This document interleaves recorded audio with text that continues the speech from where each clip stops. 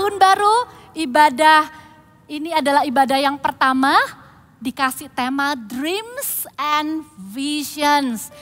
Tahun 2022 buat Gereja Mawar Sharon, buat kita semua jemaat Voltage adalah tahun mimpi dan penglihatan. Bilang sama-sama Kak Papa, the year of dreams and visions. Yes, the year of dreams and vision. Dreams and vision itu apa ya? Kayak sesuatu yang ada di masa yang akan datang. Gampangnya gini, bukan cuma sekedar mimpi. Apa Kak? Kalau bangun dapat mimpi nggak inget kadang. Tapi kalau mimpinya seru kadang bisa inget. Ini bukan cuma sekedar mimpi waktu tidur. Tapi ini adalah rencana Tuhan. Tuhan itu sudah punya planning. Tuhan itu sudah punya rencana. Setiap kalian yang lahir, barusan ada yang ulang tahun. Siapa yang ulang tahun terakhir? Pasti semua sudah ulang tahun 2021. Ada yang ulang tahun 1 Januari. Kalian lahir itu bukan cuma sekedar karena ya udah Kak, karena papa mama pengen punya anak, ya udah ada aku. Atau kalian pernah dengar gini, Kak sebenarnya papa mama tuh udah gak mau punya anak lagi. Tapi aku sama koko ceceku itu loh Kak selisihnya 10 tahun. Terus tiba-tiba ada aku. Atau Kak sebenarnya tuh mereka tuh pengennya cewek, pengennya yang keempat tuh cowok. Aku lahir deh cewek. Perhatikan, apapun cerita kelahiranmu, ya kan? Semua pasti denger nih, pernah denger ceritanya. Waduh cerita kelahiranku tuh seru Kak. Apapun cerita di balik kelahiranmu, kamu lahir karena Tuhan punya rencana untuk hidupmu. Kamu gak lahir cuma sekedar ada di bumi ini. Untuk apa kamu ada di bumi ini? Untuk apa papa dan mama itu harus melahirkan kamu?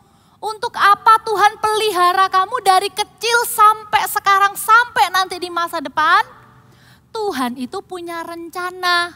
Kita lihat dulu ayatnya di Efesus 2 ayat 10. Setiap ayat-ayat firman, Kak Papa mau ajak kita baca sama-sama dengan suara yang keras ya. Efesus 2 ayat 10. Dari kata karena kita ya, siap ya, 1, 2, 3. Karena kita ini buatan Allah, diciptakan dalam Kristus Yesus untuk melakukan pekerjaan baik yang dipersiapkan Allah sebelumnya.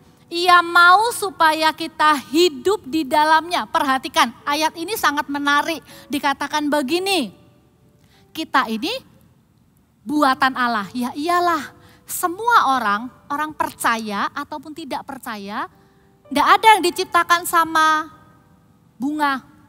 Gak ada yang diciptakan sama mesin. Semua kita buatan Allah. Tapi lihat kalimat selanjutnya bilang apa? Bukan cuma jadi sekedar ciptaan guys. Tapi dikatakan diciptakan dalam Kristus Yesus. Bukan cuma berhenti sampai kata buatan Allah. Tapi diciptakan dalam Kristus Yesus. Artinya di dalam Tuhan Yesus kamu dan kakak kita itu ciptaan baru. Tuhan itu ciptakan kita lagi jadi manusia baru, bukan cuma tahun baru tapi a new year, a new me, right? Di tahun yang baru ini Tuhan juga punya rencana baru.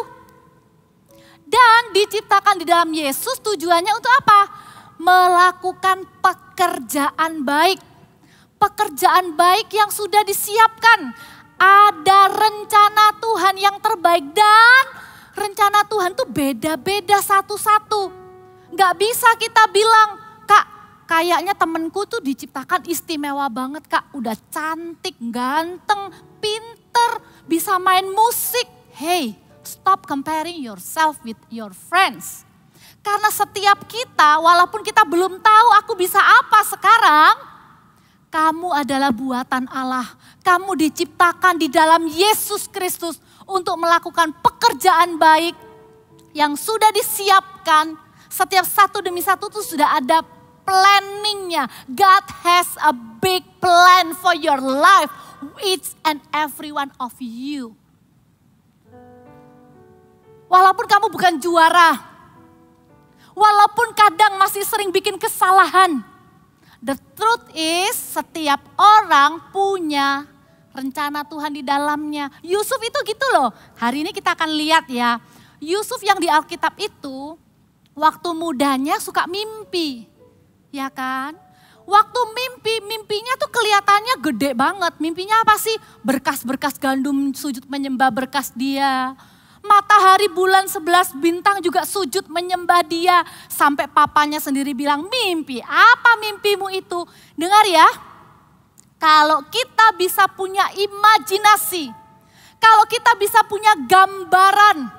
Gambarannya gini, mungkin kalian pernah gambarkan itu di kertas. Kayak dulu Kak Papa waktu kecil, Kak Papa itu gambar rumah besar. Kak Papa bayangkan, karena dulu Kak Papa tuh sering dengar ada cerita-cerita di koran itu yang jagain anak-anak kecil tuh jahat sama anak-anak. Ada yang kasih obat tidur sama bayi-bayi. Pokoknya banyak cerita yang jahat-jahat gitu. Kak Papa tuh bikin rumah, Kak Papa gambar.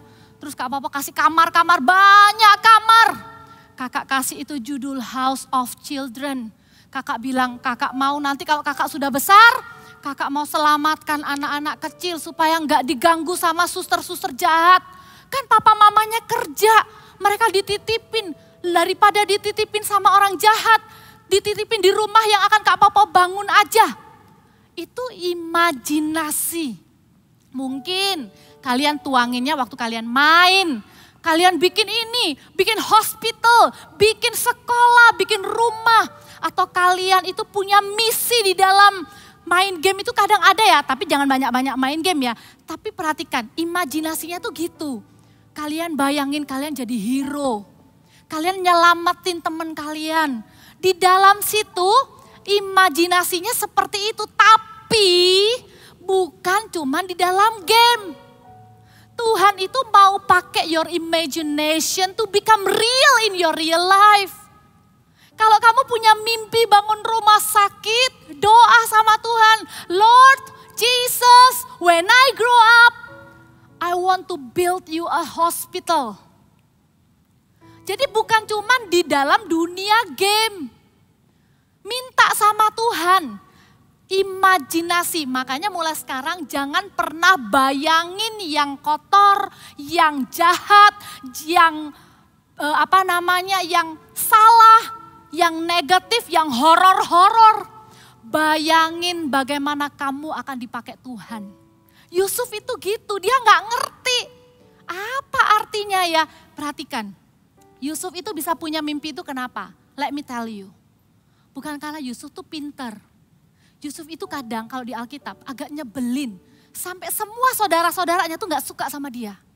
Yusuf bisa punya mimpi itu karena Tuhan buat perjanjian dengan papanya Yusuf yang namanya Yakub. Tuhan bilang sama Yakub, Yakub, nanti kalau kamu punya anak, oleh keturunanmu semua bangsa akan mendapat berkat. Yang dapat janji itu adalah papa mama. Nggak usah khawatir, dengarkan. Papa dan mamamu, kalau papa dan mamamu pernah dengar firman, bertumbuh di gereja Mawar Sharon. Papa dan mama kamu berdoa supaya kamu mewarisi imannya papa mama dan dipakai Tuhan lebih besar dari papa dan mamamu. Kalau kamu pernah lihat papa mamamu jadi CGL, doakan orang. Kamu akan dipakai Tuhan lebih besar dari papa mamamu. Kalau kamu pernah lihat papa mamamu pelayanan di depan orang banyak. Apapun itu. Papa mama tuh sudah berdoa di hadapan Tuhan bilang begini. Jesus, use my children. Bahkan kalau kalian bilang gini, Kak, papa mamaku Kak gak pernah ke gereja. Aku gak pernah lihat papa mamaku doa. Jangan sedih. Your church, gerejamu, pray for you. Kakak, di tahun baru, kakak berdoa untuk setiap jemaat, anak-anak, Eagle Kids. Baik itu yang voltage, Super Trooper All Stars. Kakak berdoa begini, satu pun tidak ada yang hilang. Artinya semua kalian akan bertumbuh di rumah Tuhan. Mengenal Tuhan, mengasihi Tuhan, melayani Tuhan. That's our prayer. Dan kakak berdoa, satu demi satu setiap kalian, satu-satu punya mimpi dan penglihatan yang dari Tuhan about your future. Gak apa-apa, kalian belum ngerti sekarang gak apa-apa, kayak Yusuf, gak ngerti. Dimarahi, apa sih mimpimu? Ya udah, belum ngerti.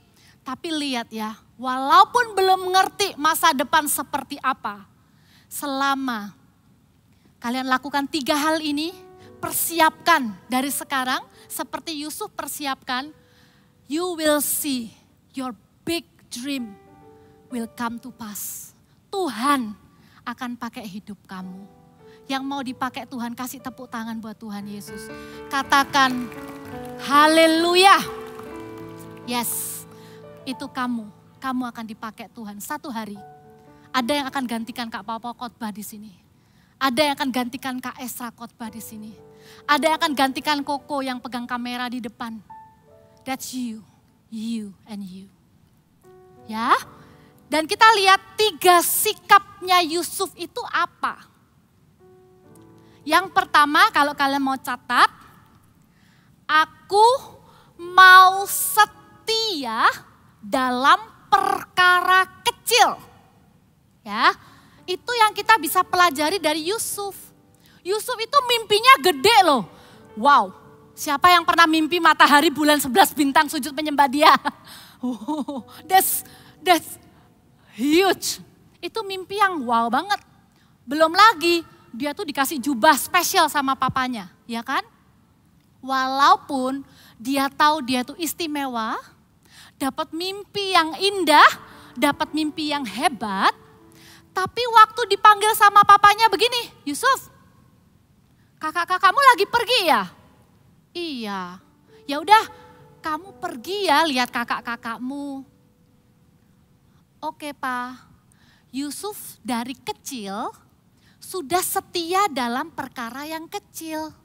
Habis itu waktu dia nyampe di tempatnya kakak-kakaknya biasa mengembalakan domba, kakak-kakaknya ngilang. Kakak-kakaknya main ke tempat lain. Di situ Alkitab katakan Yusuf nanya, kamu lihat kakak-kakak aku enggak? Waktu itu orangnya bilang gini, kakak-kakakmu kayaknya pergi ke jauh sana. Yusuf itu setia dalam tanggung jawabnya walaupun itu kecil. Apa sih nggak penting disuruh papa lihat Koko sama Koko. Kan aku sudah sampai sini. Ya udahlah selesai, nanti aku tinggal bilang, sudah Pak. Terus kakak-kakak gimana? Nggak tahu, nggak ada. Enggak loh. Yusuf itu waktu dibilang kakakmu ada di ujung sana. Yusuf itu pergi loh cari kakak-kakaknya. Yusuf itu belajar setia dalam perkara kecil. Nggak heran, waktu di rumah Potifar dia jadi budak. Dia jadi pembantu, dia bukan orang penting. Dia tetap setia kerjakan tanggung jawabnya.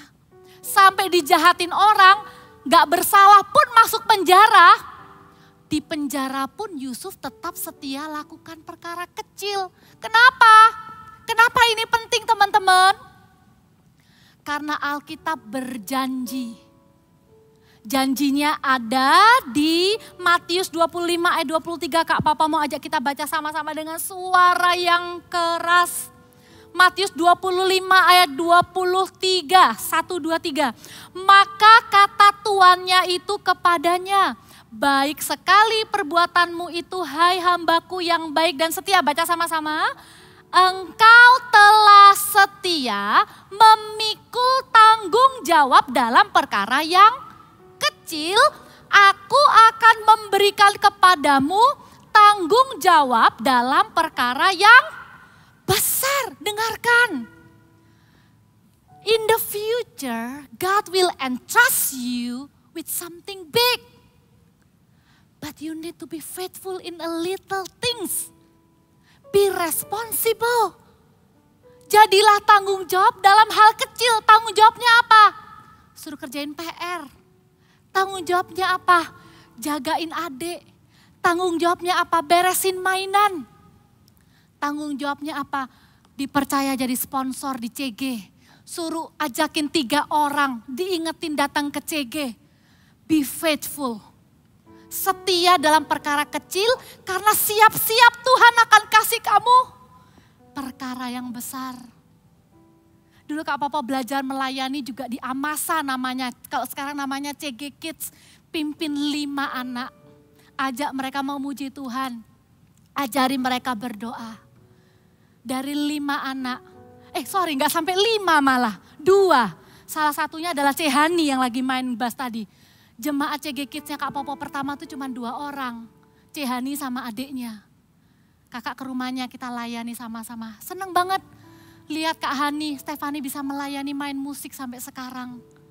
Tuhan percayakan dari 2 anak jadi thousands. Tuhan juga akan lakukan hal yang sama di hidupmu. Gak usah bingung, lakukan tanggung jawabmu dengan setia. Kalau sekarang kamu jadi orang yang dipimpin, be a good follower. Because one day you will become a great leader. Right? Setia dalam perkara yang kecil. Itu yang Yusuf lakukan juga. Yang kedua, kalau kalian mau catat. Yang pertama tadi setia dalam perkara kecil. Yang kedua adalah ambil komitmen. Walaupun aku masih muda, walaupun aku masih kecil. Aku mau hidup benar di hadapan Tuhan. Tahukah kita ini hidupnya itu di hadapan Tuhan. Kita itu enggak hidup cuma di depan orang. Wah kalau ada orang, ada papa mama kita langsung behave. Ada guru di sekolah kita langsung be polite. Always remember, kita itu hidup di hadapan sebab Engkau Tuhan yang Maha Tahu, yang beri mimpi dan penglihatan.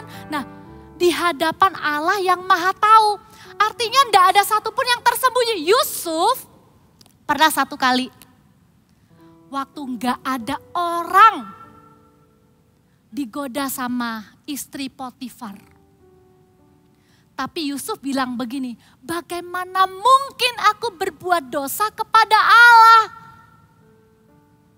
Waktu kita melakukan dosa, kita berdosanya kepada Tuhan. Walaupun gak ada orang yang lihat, ambil komitmen untuk hidup benar di hadapan Tuhan. Caranya gimana? Rahasianya ada di Mazmur 119 ayat yang ke-9. Lihat ya, dikatakan begini, dengan apakah seorang muda mempertahankan kelakuannya bersih? How come a young man have a clean life? How come? How? Apalagi dunia ini udah macam-macam ya godaannya ya.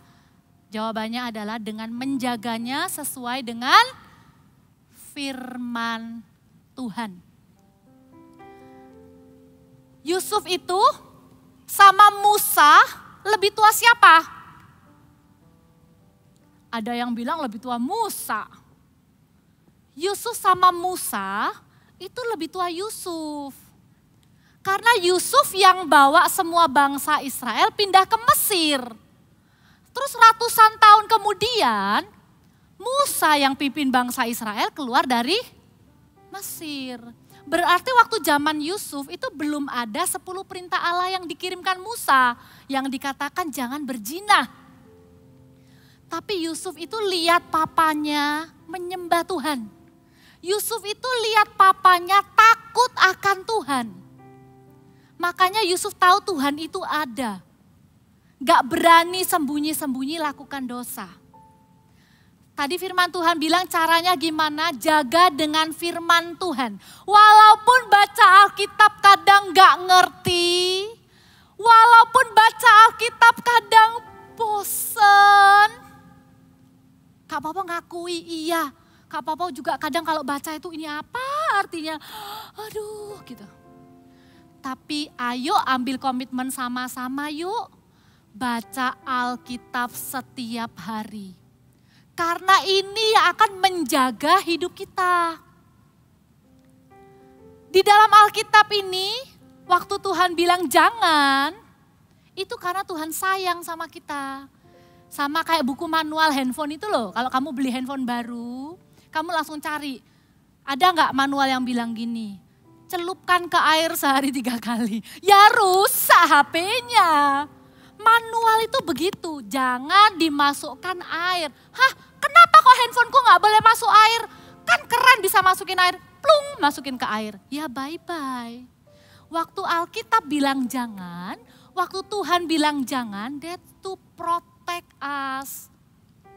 Dan Tuhan itu bisa bicara personal kepada kita lewat Alkitab. Kak Papa pernah ngalami, Kak Papa tuh komplain karena ada sesuatu lembaga atau kayak satu badan gitu ya, itu kayak nggak fair gitu loh. Jadi kayak, aduh kakak tuh bisa, aduh itu nggak bagus loh. Aku mau ceritain ke temanku, kalau itu nggak bagus, jengkel gitu loh, kayak kesel. Terus kakak tuh saat teduh, kakak baca Alkitab. Ayatnya bilang gini, buanglah panas hati itu. Jangan marah, langsung kakak kayak, kok bisa ya? Tuhan ngomong sama kakak lewat Alkitab. Mau Tuhan ngomong sama kamu untuk hidupmu? Mau Tuhan tuh ngomong kepada kamu setiap hari? Ayo baca Alkitab. Sebentar kakak tunjukin videonya. Nanti kalian bisa ngobrol sama papa mama. Kalau kalian sudah punya HP sendiri, kalian bisa install aplikasi namanya GMS Church.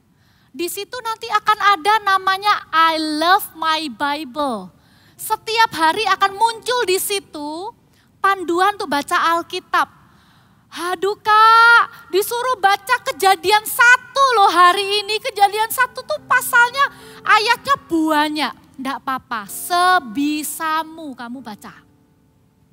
Ya, renungkan firman, nanti dibantu sama papa mama, gantian baca sama papa mama nggak apa-apa. Kita lihat sama-sama video aplikasinya, caranya gimana downloadnya ya. Berikut adalah cara penggunaan aplikasi I Love My Bible. Masuk ke aplikasi GMS Church, di bagian home akan muncul tampilan untuk aplikasi I Love My Bible. Klik pilihan bahasa jika Anda memiliki preferensi bahasa tertentu. Ada 2 pilihan bahasa yang disediakan, yaitu bahasa Indonesia atau bahasa Inggris. Pilih versi yang akan digunakan, umum atau anak-anak. Untuk anak-anak ada 2 versi, yaitu Super Trooper untuk usia 3-9 tahun dan Voltage untuk usia 9-13 tahun. Klik pembacaan kitab mulai dari urutan kitab yang paling awal, yaitu kitab Kejadian. Pilih minggu pertama dan Anda dapat membaca sesuai urutan mulai dari pengetahuan tentang kitab, intro sebagai tema pengantar dalam 1 minggu, dan hari ke-1 sebagai menu pembacaan hari tersebut. Download template arah untuk Anda dapat membagikan ayat, rema, aplikasi, dan harapan yang Anda dapatkan dari pembacaan hari itu di media sosial. Jangan lupa centang checklist sebagai penanda bahwa Anda sudah menyelesaikan pembacaan kitab hari itu dan lanjutkan checklist sampai pembacaan selesai. I Love My Bible, baca Alkitab setiap hari. Yang ini tadi kayaknya punya umum deh. Nanti kalian cek ya, yang punya Voltage itu lebih menarik. Karena ada gambar cerita Alkitabnya, terus ada videonya, ada kuisnya, gitu ya, ada cerita ilustrasinya. Nanti kalau kalian sudah baca langsung centang. Kalau misalnya besoknya nih capek, liburan, terus lupa baca, nggak apa-apa. Besoknya lagi, coba lagi. Oke? Try your best to be disciplined. Oke? Sama-sama ya. Kak Papa juga mau nih, kita akan bertumbuh sama-sama. Karena hanya firman Tuhan yang bisa jaga hidup kita tetap benar di hadapan Tuhan. Dan itu loh yang membuat Yusuf itu disertai sama Tuhan. Kalian nanti akan lihat, kalau kalian bela nih hidup sesuai firman. Kalian pengen balas tapi kalian tahu firman Tuhan bilang berkati, jangan balas. Tuhan yang akan lindungi kalian, Tuhan yang akan bela kalian. Ya. Dan yang ketiga, tadi yang pertama belajar dari Yusuf apa? Setia dalam perkara yang kecil. Karena Tuhan akan kasih perkara yang besar. Yang kedua tadi apa? Hidup benar di hadapan Tuhan. Yang ketiga adalah ini, jaga hati. Aku mau jaga hati, semua tangannya taruh di hatinya. Di sini itu adalah tempat semua perasaan.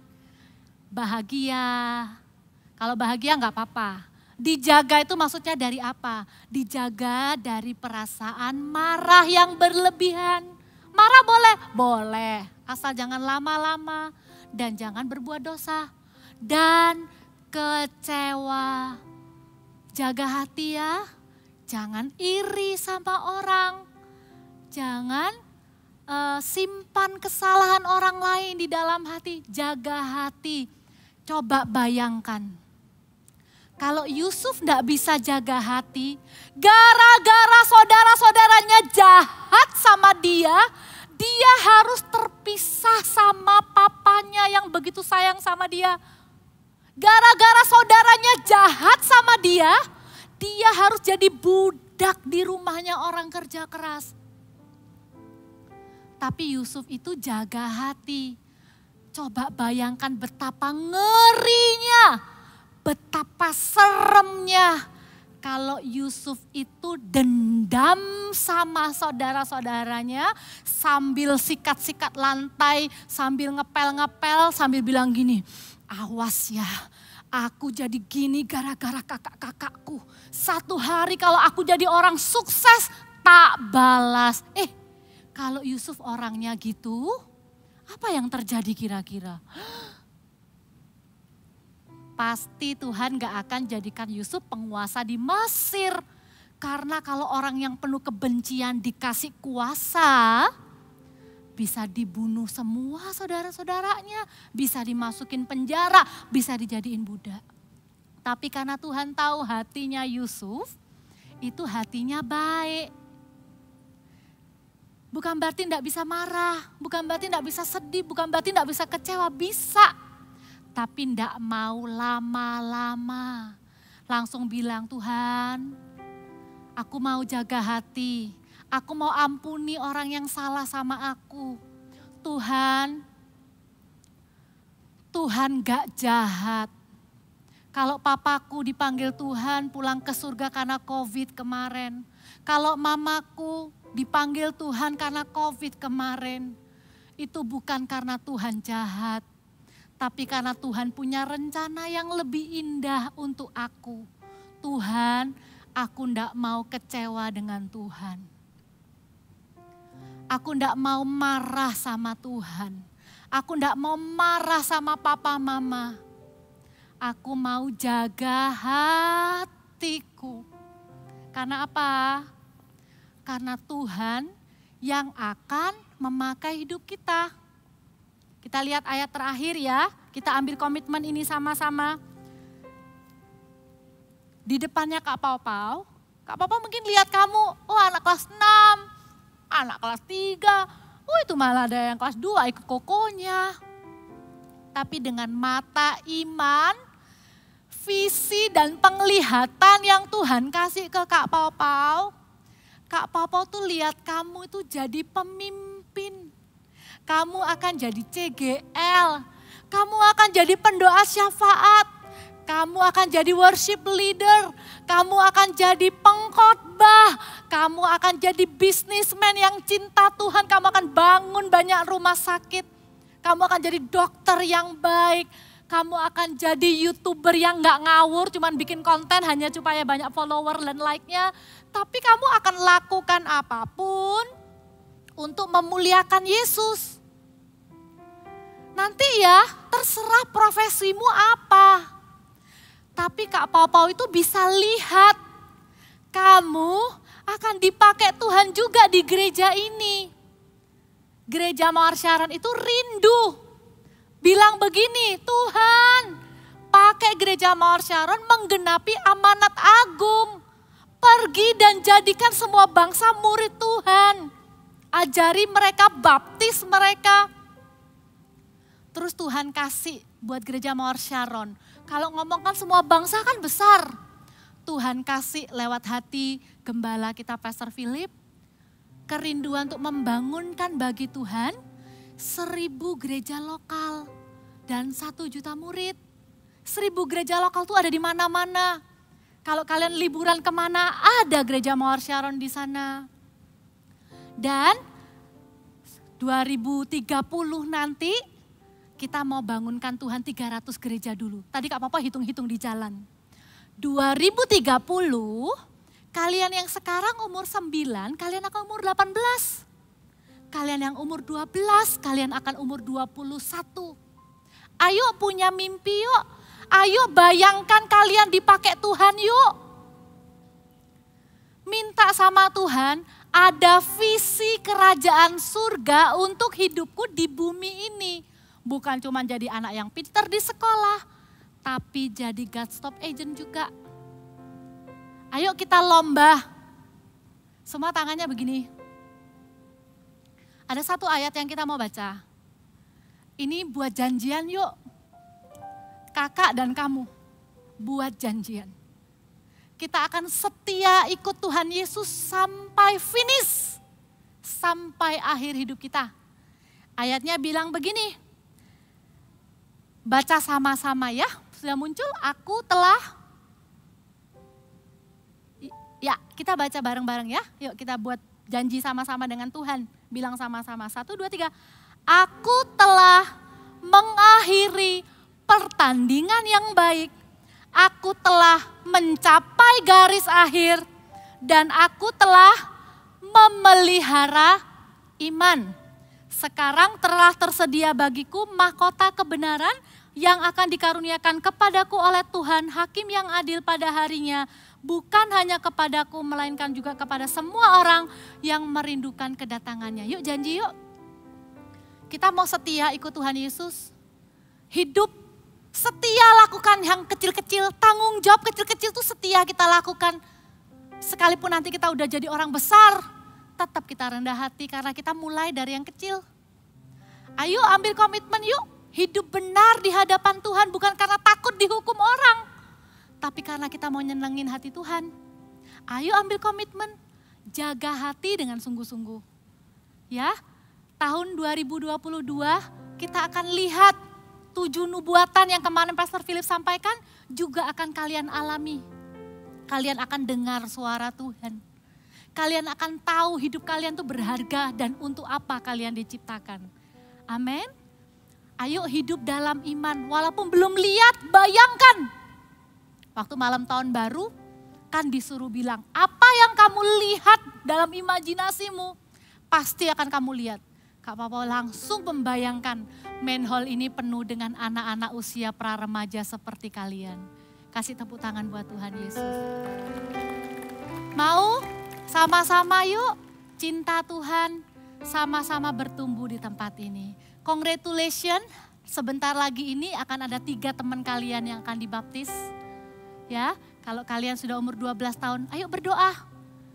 Mungkin Sabtu depan kalian bisa dibaptis, ya.